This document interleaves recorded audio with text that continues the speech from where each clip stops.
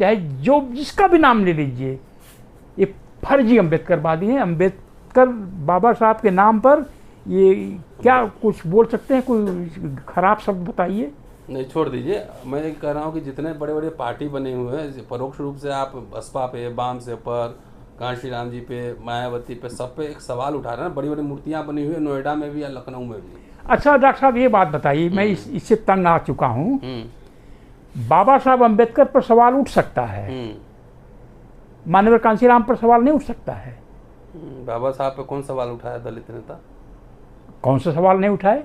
बाबा साहब का जो मिशन स्टेटमेंट था, वो जो है एनिहिलेशन ऑफ कास्ट, हाँ, उस पर सवाल माननीय कांशीराम साहब ने नहीं कोलालमपुर में उठाया। अभी भी ऑनलाइन पर है, अवेलेबल है कि हम इससे सहमत नहीं हैं, हम जातियों को मजबूत करेंगे। हाँ, अगर बाबा साहब को अपोज करने वाले आपके हीरो हैं तो या तो आप बाबा साहब को मानिए या तो इनको मानिए। मैं कांशीराम साहब को मानता हूँ एक political philosopher independent of doctor Bhimrao Ambedkar साहब। बाबा साहब कांशीराम साहब के बारे में क्या उल्टा सीधा, अरे बहुजन थियरी थी माननीय कांशीराम साहब की, तो मायावती जी ने सर्वजन कर दिया। नहीं, बाबा साहब की थियरी थी माइनॉरिटी की। बाबा नहीं, माननीय कांशीराम की। नहीं, मैं बाबा साहब ले जा रहा हूँ। माइनॉरिटी थी कि we are minority national life. हाँ, तो उसको उल्टा कर दिया गया ना। हाँ, चलिए, बहुत दिनों बाद चंद्रभान जी फिर हैं अम्बेडकरनामा में। 2 एपिसोड हमने बनाए थे।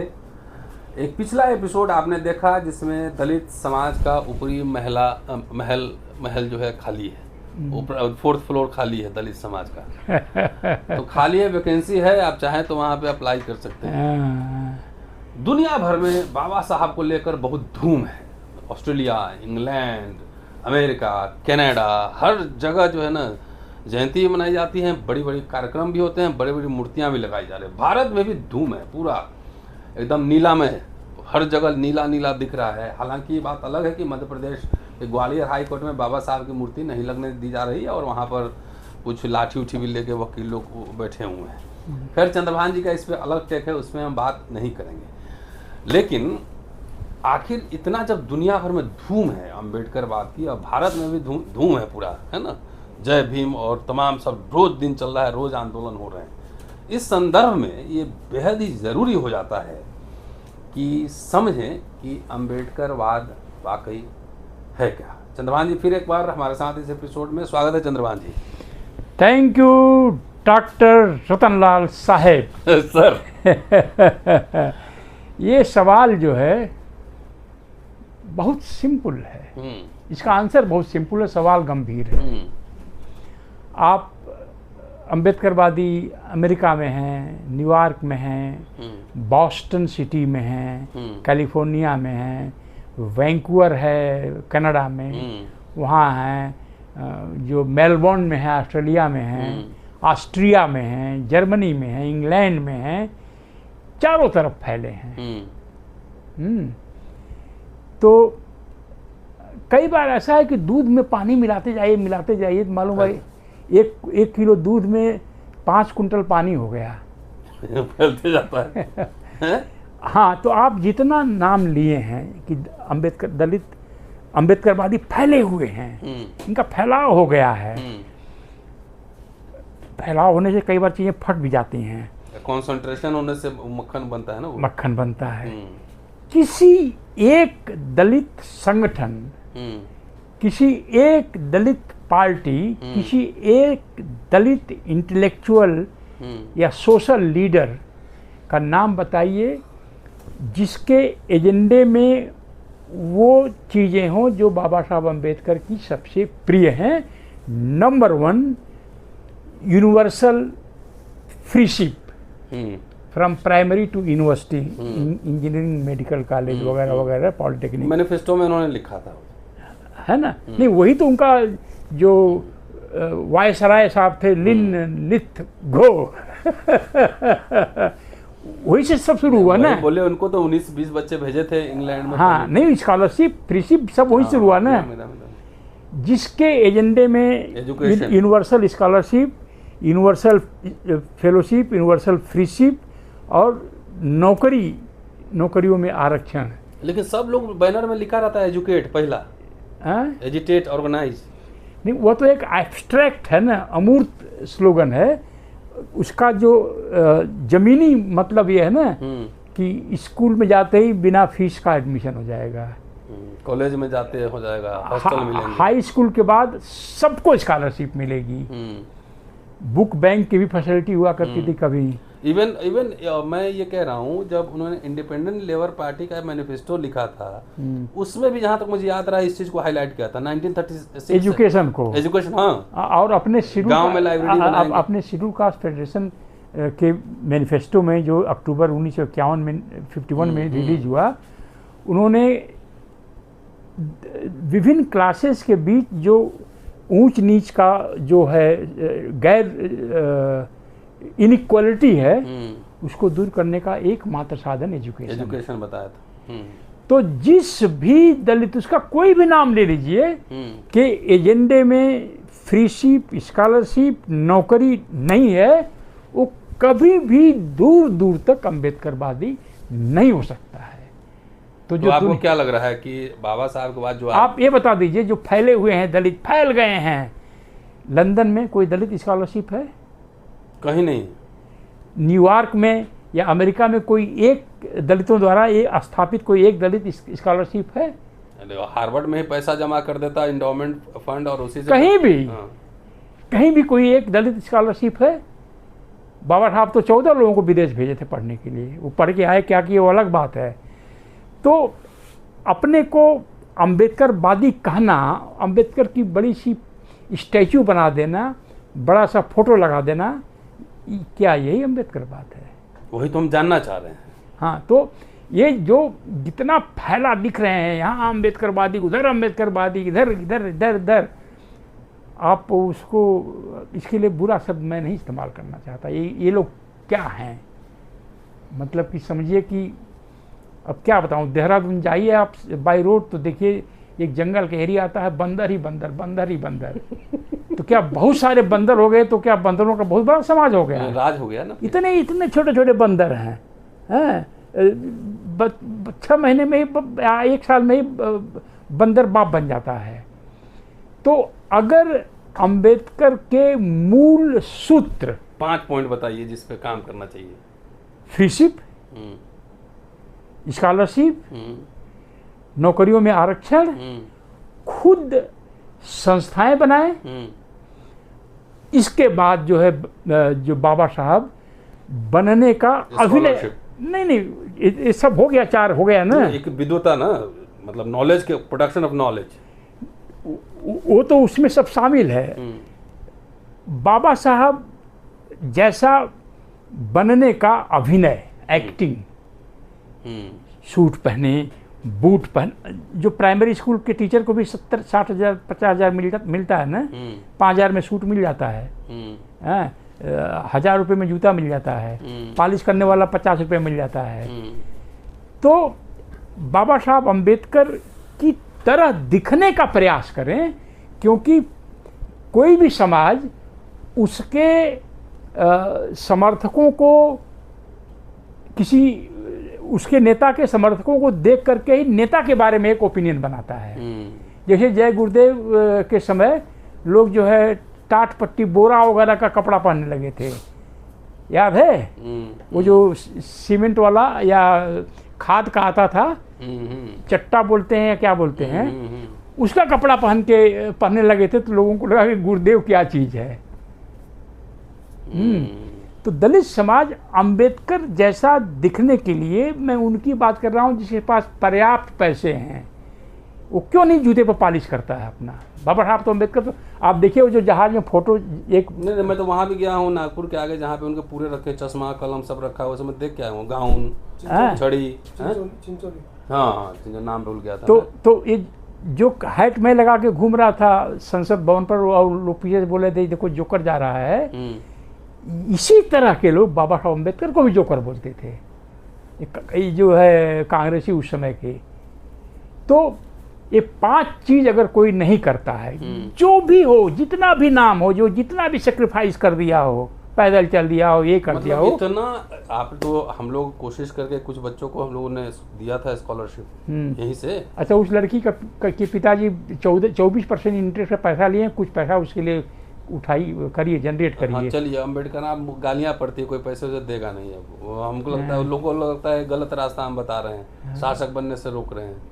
तो एनीवेज मैं ये कह रहा हूँ कि इतने चौधरी चरण सिंह तो हो गए थे प्रधानमंत्री, तो क्या हुआ? वो चंद्रशेखर जी तो हो गए थे प्रधानमंत्री, क्या हुआ? आज रवीश कुमार की एक रिपोर्ट आई थी जिसमें दिल्ली के सिक्योरिटी गार्ड वालों पर उन्होंने देखा था मैंने, आधा घंटे का उन्होंने किया, अंत में लिखा कि अधिकतर सिक्योरिटी गार्ड जो सोसाइटी और फैक्ट्री और माल एटीएम के सामने खड़े हैं, ये सब बिहार यूपी के बाबू साहब हैं। तो प्राइम मिनिस्टर तो थे काफी 15-17 साल पहले की बात। हाँ, आज पूरा जो है ये जो है क्या नाम है, सुबह शौचालय को ब्राह्मण लोगों ने जो ग्वालियर में पाठक जी लोग हैं, उन लोगों के रिश्तेदार हैं, तो पर्ची काट रहे हैं। हाँ, पर्ची काट रहे हैं। तो पंडित जवाहरलाल नेहरू तो ब्राह्मण थे।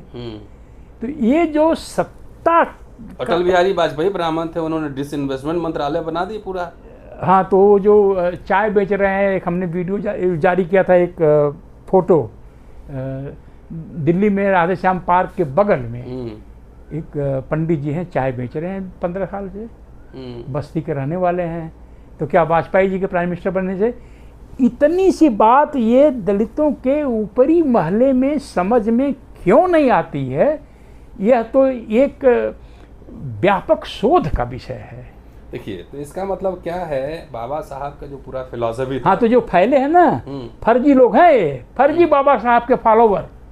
हाँ, जितना देना हो दे दीजिए, गाली सच तो सच होता है। मैं वो कह रहा था कि इतने अरबों खरबों रुपए खर्च होते हैं, लेकिन आज तक दलित समाज के बच्चों को पढ़ाने के लिए कोई इंटरनेशनल स्कॉलरशिप लोग नहीं बना पाया। नहीं, इसका मतलब है कि खाली बाबा साहब को खाली राजनीतिक सीमित कर दिया गया, सत्ता पाने का एक टूल है। सत्ता पाने का टूल है, और जो वो भी नहीं कर सकता है तो वो जो है कुछ बुद्ध विहार बना दिए, कुछ स्टैचू लगा दिए। सबसे बड़ी स्टैचू तो बाबा साहब की लगी है तेलंगाना में।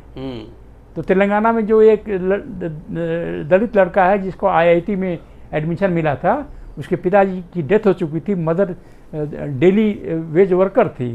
तो लोगों ने, समाज ने, जो अनपढ़ गंवार लोग हैं, 10 रुपये 100 रुपये 50 रुपये जुटा के उसकी फीस भरी। तो इतनी बड़ी स्टैचू है, और एक दलित गरीब लड़का IIT में नहीं दिया पैसा वहाँ नहीं दिया सरकार जो है। तो मैं जो पंजाब के एक दलित चीफ मिनिस्टर हुए थे, मैंने उनको भिजवाया था कहीं से मशवरा की सलाह कि आप जो है 25 स्कॉलरशिप पंजाब के दलित बच्चों के लिए डिक्लेयर कर दीजिए। और मैंने बजट भी बना के दिया था कि 4 साल की डिग्री का कोर्स होता है, 4 साल में एक लड़के पर, एक बच्चे पर 1 करोड़ खर्च होगा, तो 25 करोड़ बच्चों पर 25 करोड़, और 4 साल में 100 करोड़। तो उन्होंने कहा ये क्या बेकार की बात है, या कहा होगा शायद। तो उन्होंने 100 करोड़ का बाबा साहब की म्यूजियम बना दिया। अच्छा, बना दिया, बजट में अलॉट कर दिया। इंग्लैंड वाला ना। हाँ, तो चाहे कोई दलित कितना छत पर कूद करके कपड़ा पहन के अर्धनग्न होके, नग्न होके कहे मैं बाबा साहब का फॉलोअर हूँ, मिशन चला रहा हूँ, अगर उसके मिशन में बाबा साहब के जो मूल मिशन स्टेटमेंट थे, स्कॉलरशिप, फ्रीशिप, नौकरी, तो जीवन मरण का प्रश्न, नौकरी के सवाल वो करते थे। तो बाकी सारे, भूमि का राष्ट्रीयकरण, आवंटन, बाकी सारे ये सब लोग, चाहे जो जिसका भी नाम ले लीजिए, ये फर्जी अम्बेडकरवादी हैं। अम्बेडकर बाबा साहब के नाम पर ये क्या कुछ बोल सकते हैं? कोई खराब शब्द बताइए। नहीं, छोड़ दीजिए। मैं कह रहा हूँ कि जितने बड़े बड़े पार्टी बने हुए हैं, परोक्ष रूप से आप बसपा पे, बाम से पर, कांशी राम जी पे, मायावती पे, सब पे एक सवाल उठा रहे हैं। बड़ी बड़ी मूर्तियाँ बनी हुई है नोएडा में भी या लखनऊ में भी। अच्छा डॉक्टर साहब, ये बात बताइए, मैं इससे तंग आ चुका हूँ। बाबा साहब अम्बेडकर पर सवाल उठ सकता है, माननीय कांशीराम पर सवाल नहीं उठ सकता है। बाबा साहब पे कौन सवाल उठाया दलित नेता? कौन सा सवाल नहीं उठाए? बाबा साहब का जो मिशन स्टेटमेंट था, वो जो है एनिहिलेशन ऑफ कास्ट, हाँ, उस पर सवाल मान्यवर कांशीराम साहब ने नहीं कोलालमपुर में उठाया, अभी भी ऑनलाइन पर है, अवेलेबल है, कि हम इससे सहमत नहीं हैं, हम जातियों को मजबूत करेंगे। हाँ, बाबा साहब बोले कि हम जातियों को ख़त्म करेंगे। तो अब जो है, अब अगर यह बात कह दिया जाए, बाबा साहब की आलोचना कर दिया जाए तो ठीक है। उनके बाबा साहब ने उत्तराधिकारी भी घोषित नहीं की थी, बाबा साहब ने चंदा लिया था, एक एक पैसे का हिसाब दिया था। बाबा साहब ने कहा था कि हम आरएसएस और हिंदू महासभा जैसे प्रतिक्रियावादी संगठन से समझौता नहीं करेंगे। तो ये जो बाबा साहब के जिनका नाम लिया इन लोगों का, आरएसएस को की आलोचना का कोई रिकॉर्ड कहीं है क्या? क्योंकि अगर बाबा साहब को अपोज करने वाले आपके हीरो हैं, तो या तो आप बाबा साहब को मानिए या तो इनको मानिए। मैं कांशीराम साहब को मानता हूँ एक political philosopher independent of doctor Bhimrao Ambedkar. Ambedkar के विचारों से, व्यक्तित्व से अलग यह पॉलिटिकल फिलासफर हैं, और इन्होंने ऑर्गेनाइजर हैं, अच्छे आंदोलनकारी हैं। इन्होंने एक प्रयोग किया, अपना जीवन कुर्बान कर दिया, और ऑनेस्टी की मूर्ति बने वो।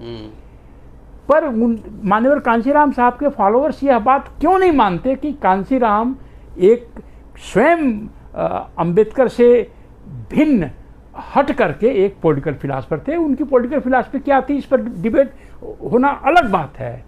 तो ये भी नहीं मानने के तैयार नहीं। अरे रतनलाल साहब वो क्या बोलते हैं बाबा साहब कांशीराम साहब के बारे में, क्या उल्टा सीधा। अरे बहुजन थियरी थी मान्यवर कांशीराम साहब की, तो मायावती जी ने सर्वजन कर दिया। नहीं, बाबा साहब की थियरी थी माइनॉरिटी की। बाबा नहीं, मान्यवर कांशीराम की। नहीं, मैं बाबा साहब ले जा रहा हूँ। माइनॉरिटी थी कि we are minority national life. हाँ, तो उसको उल्टा कर दिया गया ना। हाँ, बाबा साहब को, तो बाबा साहब को उल्टा कर देना अपराध है, और जिन्होंने उल्टा कर दिया उन पर एक सवाल उठा देना ये अपराध हो गया। तो आपसे नाराज है बहुत लोग। देखिए, कोई नाराज होकर के क्या कर लेगा? हमारे पास 10 मर्सिडीज जो समाज ने दे दिया है वापस ले जाए, वो वापस ले जाए अपना, क्योंकि तेल भरना पड़ता है। सुने लुटियन जोन में आपको बंगला भी दिया और जो है सोसाइटी में जो गाड़ियों को साफ करते हैं, बड़ी गाड़ी का 400 रुपये लेते हैं महीने, और छोटी गाड़ी का 200 रुपये लेते हैं। मेरे पास समाज ने 10 मर्सिडीज ला के मेरे घर पर रख दिया है। अब उस गाड़ी को साफ करने वालों का पैसा देते देते मैं परेशान था, तो हो गया हूँ। ले जाए अपनी मर्सिडीज। वो 4 फ्लैट जो मुझे दे रखा है, एक नोएडा में, एक गुड़गांव में, एक दिल्ली में, एक द्वारका में, ले जाए उसको, मुझे नहीं चाहिए। बेसिक पॉइंट जो हम आपसे बात हमने सीखा, देखिए गाली तो आपको ज़्यादा पर हमको भी पड़ती है, आप ही को ज़्यादा पड़ती है बिहारी है ना। तो बेसिक बात है, हम माइनॉरिटी हैं, उसको सीधा बहुजन हो गया। हाँ, शिक्षा रोजगार प्राइमरी था, यहाँ हुक्मरान हो गया। बाबा साहब का एजेंडा शिक्षा रोजगार का था ना। हमने बताया ना कि चंद्रशेखर जी हुक्मरान बने, तो क्या क्षत्रिय समाज हुक्मरान बन गया? जाट भाई साहब लोग क्या हुक्मरान बन गए जब चरण सिंह साहब मुख्यमंत्री हो गए? वाजपेयी साहब जब प्राइम मिनिस्टर हो गए, तो क्या सुलभ शौचालय से ब्राह्मणों की मुक्ति हो गई? सारे बीसी बन गए। तो इसलिए जो है ये दलित समाज में जो एक तरह का बीमारी टाइप का हो गया है। पीएम बनने का खाली नहीं, पीएम और नहीं, आप बाबा साहब से असहमत हो सकते हैं, पर आप ये तो कहिए कि मैं बाबा साहब से असहमत हूँ। यह हिम्मत केवल कांशीराम साहब में थी। देखिए, एकेडमिक्स में तो बहुत लोग रिसर्च करते हैं, तो एकेडमिक्स छोड़ दीजिए, हाँ, पॉलिटिक्स में तो पॉलिटिकल लाइफ में कांशीराम साहब की अकेले इतने हिम्मत वाले थे जो कोलालमपुर में चुनौती देते हर पॉइंट पे। जितने पॉइंट हमने गिनवाए हैं अभी, बाबा साहब को बीजेपी से समझौता नहीं करना है। हाँ, समझौता हो गया। उत्तराधिकार नहीं होना है, उत्तराधिकार हो गया। शिक्षा नौकरी के सवाल थे, तो वो हुक्मरान आ गया। वो अल्पसंख्यक कह रहे थे, यहाँ बहुजन हो गया। तो सब मतलब ये विस्तार हो रहा है कि अब उल्टा। हाँ, तो जो मैं बात ये कर रहा हूँ, इस जो दलित समाज ने, मिडिल क्लास ने जो ये मिस्टेक की, जो बाबा साहब को उल्टा लटका दिया, उसका रिजल्ट ये है कि हर 4th दलित घर में लड़की 30 साल 35 साल की उम्र पास कर रही है। क्योंकि जो शासन करने वाले हैं, अमृतकाल वाले लोग हैं, नौकरी से खत्म कर दो इन लोगों को, शिक्षा नौकरी खत्म। इनको ये पता है कि नौकरी खत्म कर देंगे तो ये क्यों नहीं बोलेंगे, क्योंकि नौकरी शिक्षा खत्म कर देंगे। वो लड़की जो है उसके फादर ने 24% इंटरेस्ट पर पैसा लेकर, अभी चौथा साल शुरू होने वाला है, इसको स्कॉलरशिप नहीं मिली यूपी से, वो फ्रीशिप नहीं मिली। तो अगर यह कहने से किसी की क्या बोलते हैं भावना आहत होती है, भावना आहत होती है, दलितों की भावना, उसके लिए स्कॉलरशिप, उसके गरीब बच्चे कैसे आईआईटी में जाएंगे, कैसे विदेश, ये नहीं है कुछ भी। इससे आत्मा नहीं कह रहे हैं ना कि हमको पीएम बना दो, हम सब ठीक कर। हाँ, तो 2035 तक मेरा तो कोई आइडिया नहीं है, रहूँगा कि नहीं रहूँगा, आप रहेंगे। इस दलित मिडिल क्लास को समय जो सजा देगा, मतलब उसको मिल ही रहा है, देख रहा हूँ, उसको देखने का मन नहीं करेगा आपको। अभी भी बड़े बड़े साहब है, चू नहीं निकल रही डर के मारे, अभी भी। एक तो कितने थर्ड क्लास के लोग और कितने निकृष्ट टाइप के लोग हैं। एक बंदे ने, कई बंदों ने लिख चुके हैं मेरे दलित नोट पावर पर, चंदमान जी आप पासियों को समझाइए, इधर क्यों आप चमारों के चक्कर में लगे हैं। अरे आप चमार समाज से हैं, मैं पासी समाज में पैदा हूँ, ये बात मैंने ओपनली बता दिया। तो मेरा अधिकार चमार समाज के बारे में बात करने का नहीं है, लेकिन आपका अधिकार पासी समाज के बारे में बात का है। आपका अधिकार 85% लोगों के बारे में बात करने का है, बहुजन पर आपका अधिकार है। लेकिन मैं, क्योंकि आरएसएस ने ऐसा मंत्र पड़ा है, मोसाद देख रहे हैं ना ईरान में मोसाद के लोग वहाँ के धरती पर अपने ही लीडर्स को ख़त्म कर रहे हैं, आर्मी के सारी लीडरशिप ख़त्म कर दी गई। आरएसएस ने इतना ध्यानपूर्वक दलित मिडिल क्लास में, जो ख़ास तौर से ये नीली चड्डी वाले लोग हैं या नीली पट्टा वाले लोग हैं, इतना ध्यान से इन्फिल्ट्रेट कराया है कि जहाँ कोई दलितों के नौकरी के बारे में, स्कॉलरशिप, फ्रीशिप वगैरह के बारे में बात करे, गाली दो, तुरंत गाली शुरू कर दो। और दलित मिडिल क्लास का ऊपरी महला इतना खाली है, वो पता नहीं चलता है कि ये आदमी चंद्रभान प्रसाद को गाली दे रहा है, हमारे पूरे समाज को या पूरे बाबा साहब को दे रहा है। तो ये जो है 2035 आने दीजिए, देखिए बीजेपी को ठीक से मालूम है कि नौकरी सब खत्म कर दो, दलित चू नहीं करेगा, स्कॉलरशिप सब खत्म कर दो, दलित चू नहीं करेगा। अच्छा, एक बार बता दूं, 24 लोकसभा चुनाव में मैंने आपने मिलकर एक इमेंसिपेशन फ्रंट बनाया था ना, 7 पॉइंट कार्यक्रम, 7 सूत्री कार्यक्रम, और मैंने जाके, चूंकि चुनाव था तो मैंने राहुल गांधी को दिया भी था, उसमें 7 पॉइंट यही थे। और वो फोटो जब मैंने शेयर की तो दलितवन सब जो है आरएसएस के वेज पे काम करता है, ये गालियां, ये कांग्रेस से बिक गया तो गुलाम हो गया, जैसे लगता है कि उसे घर में जाकर हम बिरयानी खा के आए हैं, दलाल है, पता नहीं किसकी दलाली हम कर लिए नहीं। तो और वो कांग्रेस पार्टी ने उस एजेंडे को 7 पॉइंट को अपने मैनिफेस्टो में डाला, बोला कि हम करेंगे नहीं। तो डॉक्टर रतनलाल साहब को अगर इन्विटेशन मिले तो राहुल के घर बिरयानी नहीं खानी चाहिए क्या? एकदम खानी चाहिए। क्या दलित मोहल्ले में जब बेशर्मी के साथ आरएसएस बीजेपी से समझौता करके जो सरकार बना सकता है, और आप जो है बिरयानी नहीं खा सकते राहुल? बेशर्मी से मैं कह रहा हूँ। हाँ। और वो भी नहीं, बेशर्मी क्या हो, तो गर्व की बात है। हाँ, ये तो बाबा साहब कह रहे थे कि आरएसएस बीजेपी हिंदू महासभा से नहीं करना है, बाबा साहब मैनिफेस्टो में है ना, और वही उल्टा करके जो है ना, सत्ता किसी तरह से हमको सत्ता दो, एक है ना, एक व्यक्ति की राजनीतिक महत्वाकांक्षाओं को समाज की महत्वाकांक्षा बता दी गई, एक व्यक्ति की सफलता को समाज की सफलता बता दी गई। बस। यह अंबेडकर बात के ठीक विपरीत ये बात है। चलिए, हम लोग तो चर्चा जारी रखेंगे, लेकिन अभी रहते गाली खाइए खूब। कोई बात नहीं है, मैं 28 साल पढ़ा लिया और मुझे यूनिवर्सिटी में 3 नौकरी मिल चुकी है। क्या आप चाइल्ड लेबर के रूप में ज्वाइन किए थे क्या? एकदम एमए करते करते। हाँ, एकदम। अरे वाह, एमए करते। अच्छा, कांग्रेस से समय आप ज्वाइन किए थे, कांग्रेसी हैं आप। पेट्रोल पंप जो एजेंसी मिला है, अब बाप का जो ढाबे में जो पेंशन के पैसे से ढाबे में खा रहे हैं, वो कब मिला? अरे पंकज सरोज जो है आजमगढ़ के गैस एजेंसी वाले, उनका 40 करोड़ का ऑफिशियल टर्नओवर है। वो किसने? आरएसएस बीजेपी ने दिया था, इंदिरा गांधी ने। फिर तो ये बात बोल दीजिए तो कांग्रेस के दलाल हैं तो क्या है? पेट्रोल पंप लिए आप, गैस एजेंसी लिए आप, आईएएस बने आप, पेंशन का पैसा से अभी जो है ना बाप बेटा कर रहा है फुटानी, हम लोग जो है ना दलाल हो गए। अरे कांग्रेस के 70 साल के शासन में दलितों का एक तबका, 70 साल नहीं 40 साल ही, 40 सलाद खाना सीख लिया। सलाद कांटा से? चम्मच से? हाथ से, कांटा से, जैसे भी है। जो गन्ने का शरबत दोपहर को हमारे यहाँ उसको क्या बोलते हैं, जो होता है कोलू? नहीं, उसको उठाते हैं, इसमें हैंडल लगा होता था मिट्टी का बना, लवनी? नहीं वो तो ताड़ी वाला होता था। इसको बोलते थे, एक एक उसका पी जाता था लोग पी जाते थे। लंच हो गया। सतुआ भी खाते थे, सतुआ मकई का सतुआ तो बिहार वाले खाते थे। चलिए, अपनी प्रतिक्रिया जरूर दीजिएगा, गाली भी देना हो तो दीजिएगा, लेकिन अपने आसपास अगल बगल चाचा भतीजा मामा फूफा जितना होगा ना, जरा सब घर में जाके एक बार देख लीजिएगा जरूर। शुक्रिया।